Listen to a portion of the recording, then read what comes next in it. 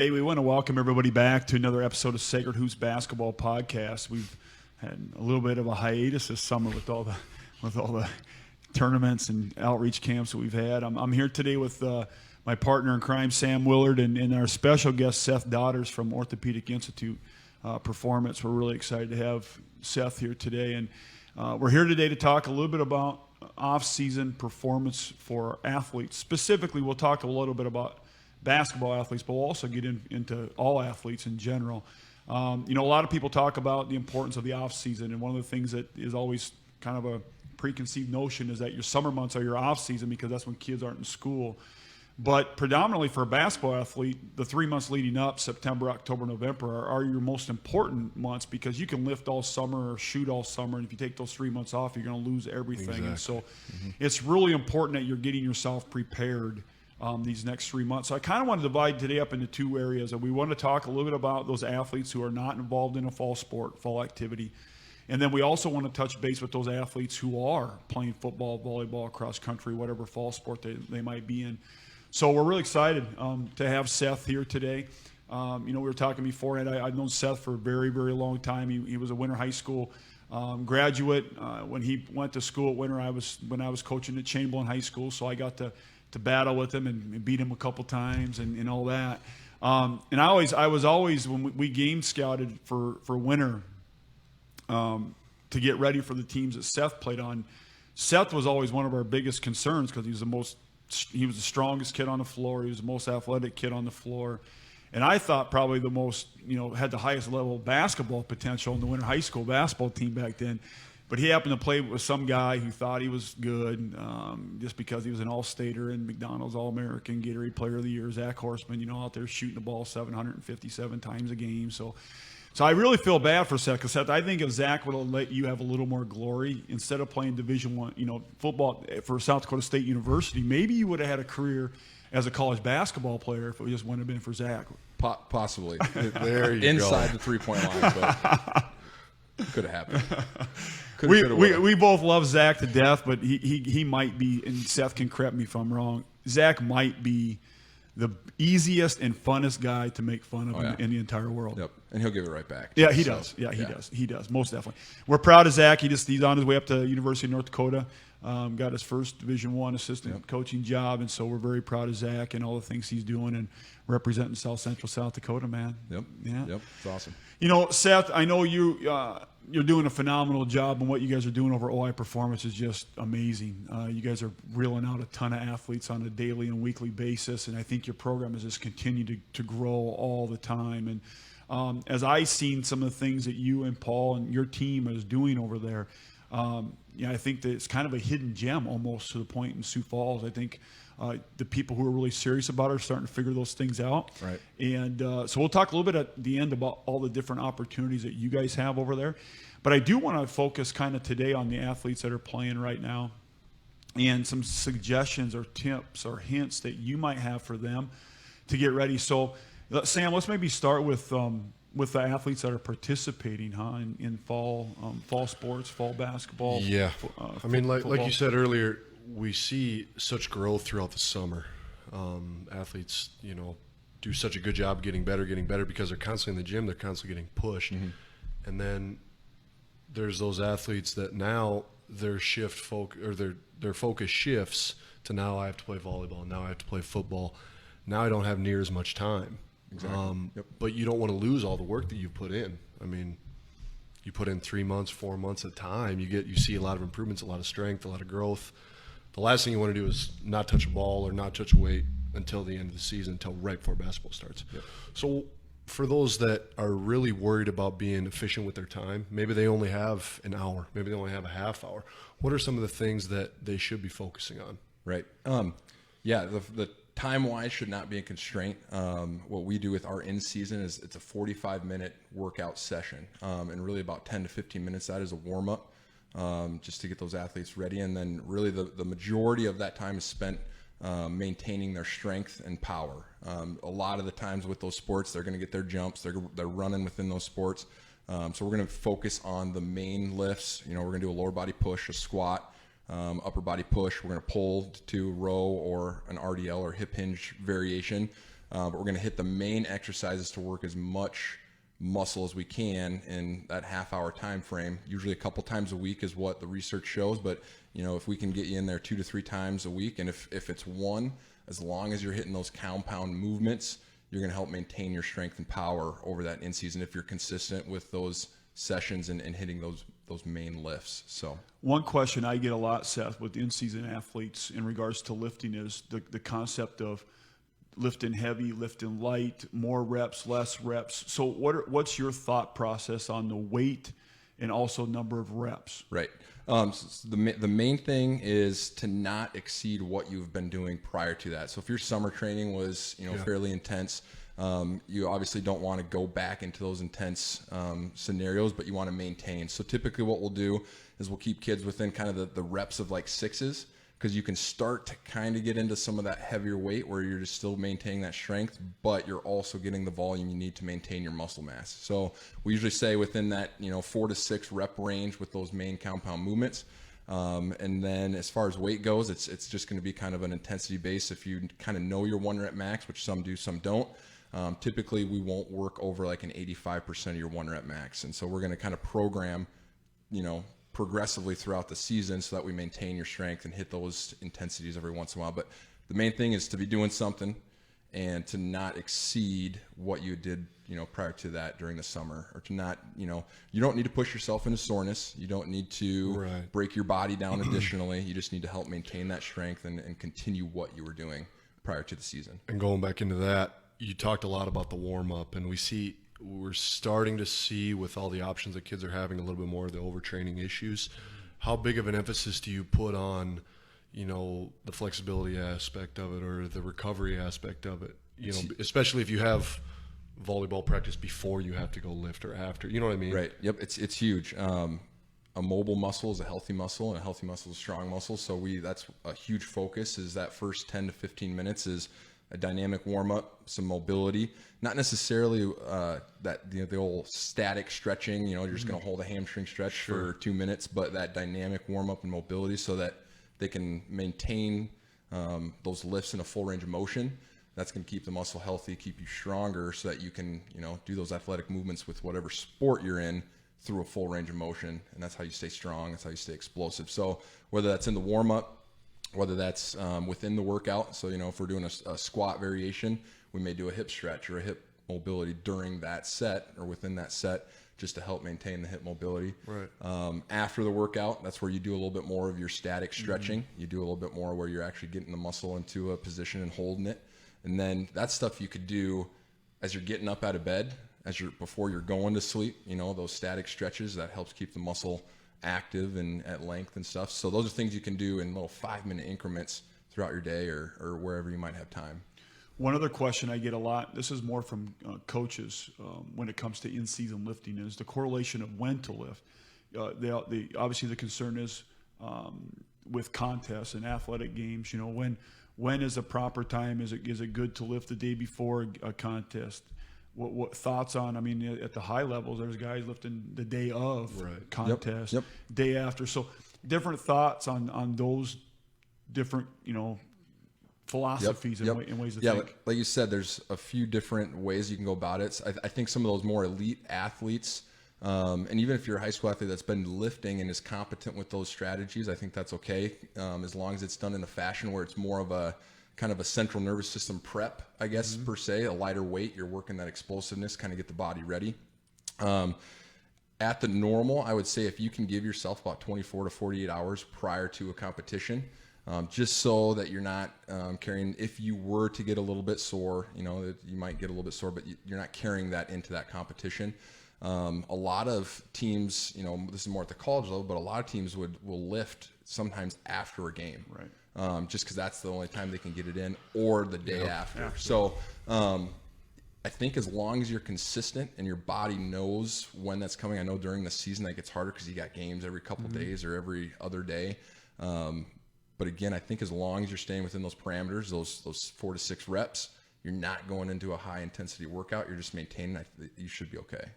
One thing too, and we'll make a switch here real quickly to the athletes that are not involved in sports, but the importance of getting your body ready before you lift. Can you just talk to our athletes about? I see a lot of athletes that just jump in the weight room, get right on the bench or right on the squat rack, without actually preparing the body. Could you just talk a little bit about the importance of preparing your body?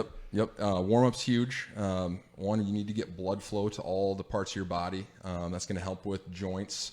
It's going to help with stiffness. So if you are sore from a practice or a stretch of games, that's going to help you reduce soreness. But increasing your blood flow, increasing the warmness of your joints, the joints just being able to do and perform what they're supposed to do. But it's going to be huge in preventing injury, not only within that session, but preventing injury throughout the entire season. Just that proper warm-up done over and over is kind of a preventative strategy throughout the entire season, as well as that session. So I'd say the warm-up is probably one of the most important parts, if not the most important. Just getting the body prepped and ready, not only for your lift, but game day too, or practices as well. So, and I think at the end today, we'll talk a little bit about, you athletes and you parents and you coaches that are watching this as well. If you need help and suggestions on different ways to warm your body up, different dynamic stretching routines that you can utilize, use a resource like Orthopedic Institute Performance.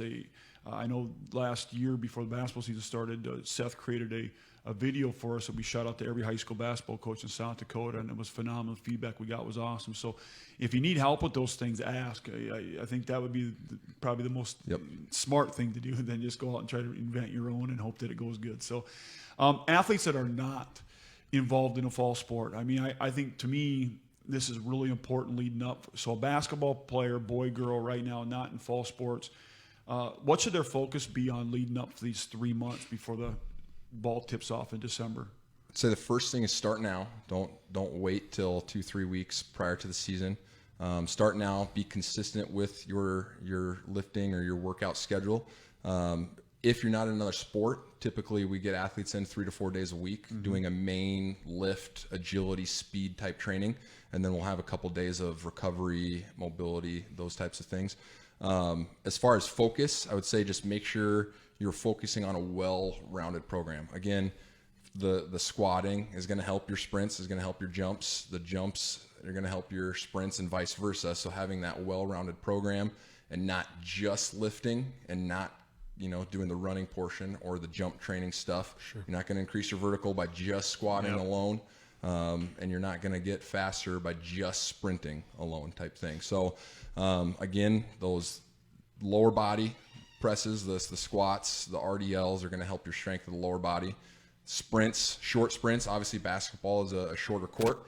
So that, 100-meter dash probably isn't going to be as applicable, but some short 10-meter, 15-meter sprints is going to help give you the best opportunities. Agility, side-to-side, lateral quickness is going to be stuff that I would focus on too. That can come from anything from the speed ladder, working on your footwork, to agility drills, shuffling. But what a lot of people don't think about too is you still have to change direction forward to back. So sprints to back pedals, that's also a change of direction that's not really going to take into account with that quickness aspect of it. And then, the conditioning aspect too. I know the basketball conditioning, you can only work on it so much until you get to that scenario. But just adding some of those drills and some of those agility drills can kind of cross over as some of that conditioning to help get your body prepared as the season approaches. One thing, Seth, too, this is another question that I get a lot for our athletes is when they're lifting preseason leading up to the start, is it important that you focus on just some athletes want to just do upper body one day, lower body the next? Is it best to combo it up? Thoughts on the type of lifts and maybe how you should approach it? Yep. So we do what we call a push-pull philosophy. So we kind of have a main 4-day program. I guess we just kind of speak about how we would program out. So we'll do Mondays would be like a lower push. So this is your squatting variations. So when I keep saying that can be anything from a double leg squat, your typical barbell, back squat, front squat, to a single leg squatting variation, which is also important for basketball athletes, single leg strength. And then we'll do an upper body pull. So your rowing variation, shoulders, back, upper back variations. Tuesday will be an upper push and a lower pull. So this is going to be some sort of press variation for the upper body, bench press, shoulder press. And then a lower body pull is going to be some sort of hamstring or glute exercise. So we'll do some sort of RDL motion, hip extensions, hip thrusts, things of those variations. And then Wednesday's typically kind of at our facility, our recovery mobility stretch day. And then Thursday, Friday, we do a Monday, Tuesday repeat, but at different intensities. Okay. So Thursday, we're going to do another lower body push, upper body pull, but we're either going to work a power or a hypertrophy emphasis. Vice versa on Monday, we're going to either do a strength or a hypertrophy emphasis, however the program's written out. Friday will be another upper push, lower pull. So we try to combo those so that every day you're not doing squat Monday, Tuesday, and then fatiguing by the end of the week. So Yep. For an athlete, especially a basketball athlete, I'm just going off a lot of the feedback and comments I get. If you were to say to a basketball athlete, these are the 3 most important lifts. If you got limited time and you got time to do 3 or 4 lifts, what are they, Seth? I would do an Olympic variation of the clean. Okay. Maybe you don't have a barbell for that, but you can do a kettlebell swing, hang clean pull with the barbell. Hang cleans are good.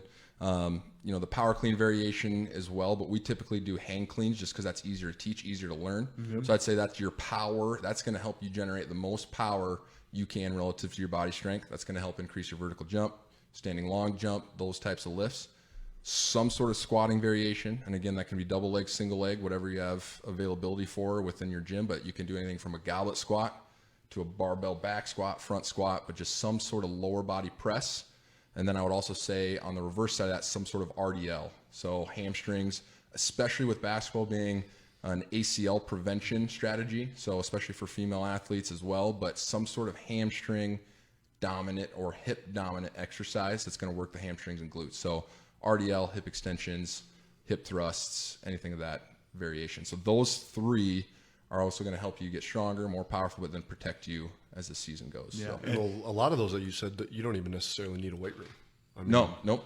You can do it in use your bedroom. dumbbells. You could do it in your bedroom. You can do it in your bedroom when you wake up. You could, when I was on the farm, we were throwing square bales around. That's power clean. Yep. You know, You so go. you could get creative with all that stuff. 100%. OI Performance, with what you guys have right now, if you want to share, first of all, with everybody, where are you located at? Yep. So we're kind of tucked on the southeast side of Sioux Falls. We're on 69th 69th and Southeastern, right about out by the roundabout east of Sioux Falls Christian USF's football stadium. The address is 5901 be Southeastern Ave, so if anybody's plugging into their mobile app. We are next to the Great Life, so if you're coming to our facility, you'll take a left from the Great Life, and we're tucked in the corner. You'll see the field turf and the weight room in that area. So Bruce did a great job of pulling up the map there for Good job, everybody Bruce. to take a look at too. So Bruce is the man. Seth, Fall, I know you guys are just coming off a crazy busy summer and all the programming that you had there. Your fall programming now for younger athletes, high school athletes. I know you do a ton of even programming for adults. Yep. What are some of the different programming variations that you guys are offering at OI Performance this fall? Yep. So we, like I said, the adults, we do an adult boot camp strength, and that membership kind of runs year round. Programming for that runs year round. We're just getting out of our summer season, which, like you said, is a lot of the off seasons for football, volleyball, some of those sports. And now we're just starting to kind of get into the programming and ramp it up for basketball. So we will do some programming that'll start September 23rd.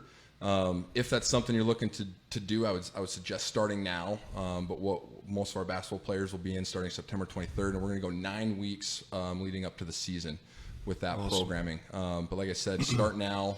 We'll extend that. That's something we can program into as we get going through. And then really, just continue to work with other athletes that are still kind of in their off season. Really, it's a training for general athleticism. So we'll have some basketball players. We'll have some in-season volleyball, softball, those types of athletes as well that are just always kind of seems like they're ever revolving throughout the year too. So if you're an athlete that doesn't necessarily want to do one of the group things and I want to do something just individual, Seth, is that something that you offer? Yep, we offer personal training, and then our small group training, which is still a personal training feel, but if you got one or two buddies that want to do a personal training session with you, if you're all in the same sport, if you're all on the same team, we offer that as well. Sure. So yeah, we have the group classes for as young as 7 years old, so that's our youth class. We have the junior age kids, that's 12 to 14, and then our high school is the varsity group, that's the 15 to 18 year olds as well. And so something for every age group, but then if you have something a little more specific that you want to work on, a little more goal oriented to the sport that you're in at the moment, training for at the moment, or the people that you want to train with, we can accommodate. So the basketball training session for all you athletes out there will start September 23rd at OI Performance. We'll send out a note to all of our Sacred Hoops athletes and get that information out to them as well, how to sign up, how to register, and where it's located at. And I just want to say, and Sam will probably say it too, but Seth, I really appreciate you coming today. I'm proud of you. I've seen you grow from a young guy to where you're at today, and I know that a lot of the things you've accomplished, not just athletically, but also professionally, have come through a ton of hard work and dedication, and that's what athletics is all about, man. So really appreciate it. I really truly believe in what you guys do at OI Performance. I think it's the best in Sioux Falls, and so thank you. I think if you're really serious about wanting to be better as an athlete, I think it's the place that you need to be. So Sam, what do you got? Yeah, I mean, just from hearing this guy talk, you can tell he's got a lot of knowledge about it. So if it's something that you want a little bit more structure in, I mean, I'm guilty of it too. I know Alan is for sure. Just going in the weight room and you just kind of come up with stuff on the fly. And I know everybody does it. Everybody does it. But if you want a little bit more structure, especially before you're going into an important season to yourself, stop in and see these guys for sure. I learned. Don't be afraid to ask. Yeah. Ask us the question. Ask us how to. Absolutely. To kind of go off that a little bit too. I work with athletes where they might see me once a week or every other week, and then I send them home with the program, knowing this is what they need for their gym, knowing this is what they're able to do, and then just check in with them on a regular basis. And that's, something as easy just as that. Beneficial. Check right. in. Well, I know you got a kid, an athlete from Winter that comes over. You don't have to live in Sioux Falls to take advantage of these things. If you're able to come over like the athlete from Winter does, and I know there's some other ones as well, where if you can make that trip once a week or once every 2 weeks, they'll work with you. They'll set you up. They'll make sure you know what you're doing. They'll bring you home with a program, and then you can go back and blast it out and then continue to progress off of it. And that's the beautiful thing about today's world. It's not like it was back, right. like when you were in high school, So Yeah. It's changed just a little bit. I think one thing we're going to make mandatory, Sam, I was just thinking about this today. I'm starting to get up there a little bit, and I'm tired of carrying you guys every week in men's league. So I'm thinking that we might have to make it mandatory that we have a preseason conditioning program at OI Performance. If you're going to play on our men's league team, you got to start getting yourself ready, because I'm tired of these guys. We got to showing up raise the not bar, ready. so there's going to be certain levels that you have to hit, and it's going to be close for you, but we'll see. We'll see.